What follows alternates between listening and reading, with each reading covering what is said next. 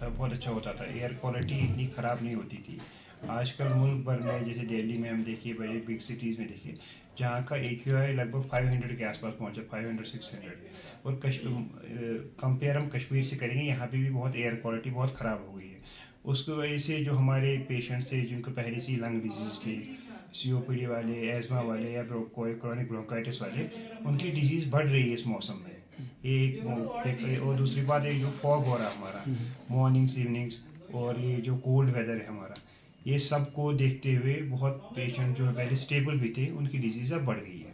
पहले सबसे बड़ा एहतियात तो यही है, जो वो दवा ले रहे हैं वो प्रॉपरली ले, जो भी डोजेज ले रहे हैं उनको प्रॉपर ले। दूसरी बात यह है कि आपने जिस डॉक्टर को दिखाते थे, वो जिनकी कोई उसमें एडवाइस में है, वो उनको एक बार दिखाए और अपनी जो मेडिकेशन है उनको ऑप्टिमाइज़ करवा दे, सो दैट उनको अपनी डिजीज़ ना बढ़े। तीसरा ये है कि जो सुबह शाम की हमारी ठंड है और जो ये धुंध है, जो ये फॉगी वेदर है, उसमें अननेसेसरी बाहर नहीं निकले। अगर बाहर निकले भी तो प्रॉपर प्रिकॉशन के साथ बाहर निकले। विंटर की आमद होती है, जो हमारे क्रॉनिक डिजीज़ वाले, लंग डिजीज़ वाले होती है, और इवन नॉर्मल भी होती है, उनमें ज़्यादा ये हो जाते हैं अपर रेस्पिरेटरी ट्रैक्ट की, उनकी जो बीमारी बढ़ जाती है। मेन कारण एक तो इस वेदर में थोड़ा खुश्क रहता है, मतलब नमी कम हो जाती है हवा में, और हमारे इस वजह से जो वायरल इलनेस है जल्दी अटैक कर लेते हैं। और विंटर में हम जैसे देखते हैं ओवर क्राउडिंग हो जाती है, हमारा वेंटिलेशन प्रॉपर नहीं होता घरों में, हम खिड़कियाँ दरवाजे बंद करके बैठ जाते हैं, बहुत क्लोज रूम में रहते हैं, वो भी एक कारण रहता है। इवन अगर एक को भी इन्फेक्शन हो गया घर में, कोई अपर रेस्पिरेटरी ट्रैक्ट, पूरा घर इन्वॉल्व हो जाता है। तो बिल्कुल सेहत के लिए मुज़र है। हर रूम में जहाँ पे आपने हीटिंग सिस्टम रखा है, खासकर जिस रूम में इंसान रहता है, एक वेंटिलेशन का होना बहुत ज़रूरी है। Proper ventilation, proper air circulation होनी चाहिए उस रूम में जहाँ पे भी रह रहे हैं पेशेंट्स या इवन नॉर्मल भी कोई हो। क्योंकि विंटर में कभी देखा जाता है बहुत जगह के खुदा न खास्ता हादसे होते हैं कि रात में वो अपने बुखारी जला के या कुछ अपना हीटिंग सिस्टम रख के खुदा न खास्ता मोर्टेलिटी भी, लोग की मौतें भी हुई इसमें।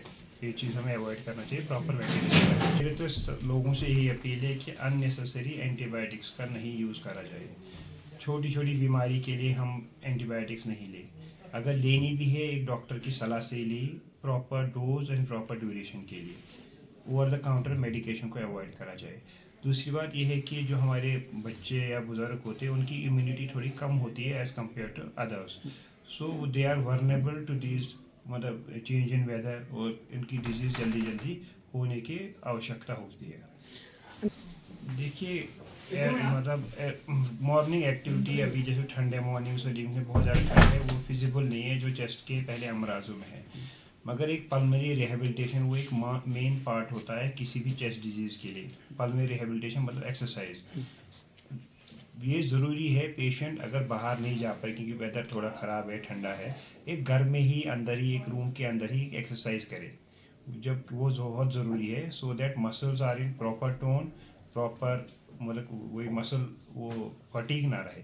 तो एक एक्सरसाइज बहुत ज़रूरी है, घर के अंदर ही करे, ज़रूरी नहीं है बाहर ठंडे वेदर में जाने की कोई आवश्यकता नहीं है, उससे उनकी बीमारी बढ़ सकती है।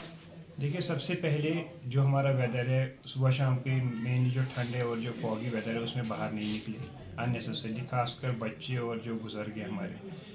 नंबर 2, जो मेडिकेशन जो लोग भी ले रहे हैं, इन्हेलर हो गया, नेबुलाइजर ले रहे हैं या कोई और मेडिकेशन ले रहे हैं, उनको प्रॉपर ले, प्रॉपर डोज के हिसाब से ले लें, उनको स्किप नहीं करें मेडिकेशन। नंबर 3, एक हाइड्रेशन को मेंटेन रहे, कि ऐसा नहीं कि बिल्कुल ही पानी नहीं पीना, जैसा विंटर में देखते हैं, बिल्कुल थोड़ा सा हाइड्रेशन अपनी मेंटेन रहे, ना तो एक्सेस होनी चाहिए ना बहुत ही कम होना चाहिए।